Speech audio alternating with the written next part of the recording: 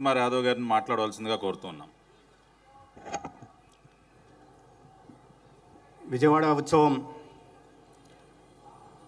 5వ నాటి కార్యక్రమానికి ముఖ్య అతిథిగా విచ్చేసిన పెద్దలు గౌరవనీయులు త్రిపుర గవర్నర్ శ్రీ నల్లు ఇంద్రసేనారెడ్డి గారికి,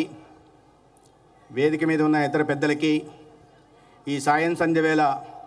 ఈ ఆహ్లాదకర వాతావరణంలో ఈ కార్యక్రమానికి విచ్చేసిన విజయవాడ పట్టణ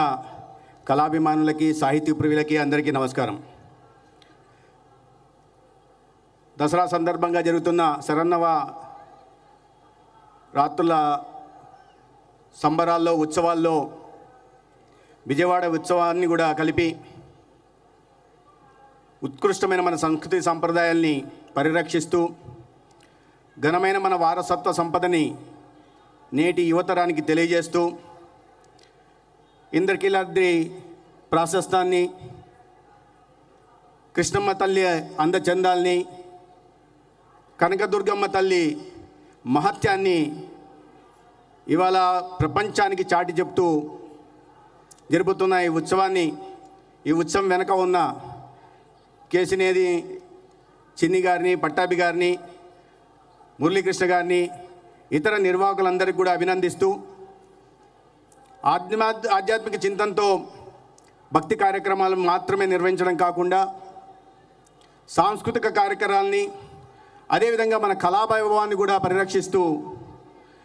వాటిని నేటి తరానికి, భావితరానికి అందిస్తూ చేస్తున్న ప్రయత్నం రాబోయే రోజుల్లో విజయవాడని ఒక ఆధ్యాత్మిక పర్యాటక కేంద్రంగా వెల్లి విరిసేలా చేస్తుందని,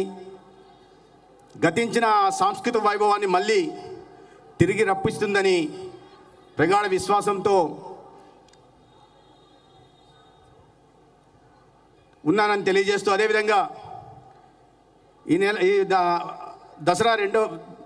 అక్టోబర్ 2వ తేదీన దసరా పండుగ సందర్భంగా జరుగుతున్న కార్నివాల్ కార్యక్రమంలో ఈ రాష్ట్ర గౌరవ ముఖ్యమంత్రి చంద్రబాబు నాయుడు గారు, ఉప ముఖ్యమంత్రి పవన్ కళ్యాణ్ గారు పాల్గొంటున్న కార్యక్రమంలో, అద్భుతంగా జరగబోతున్న ఆ కార్యక్రమంలో, గిన్నీస్ బుక్ ఆఫ్ వరల్డ్ రికార్డ్స్లో నమోదు కాబడుతున్న ఆ కార్యక్రమంలో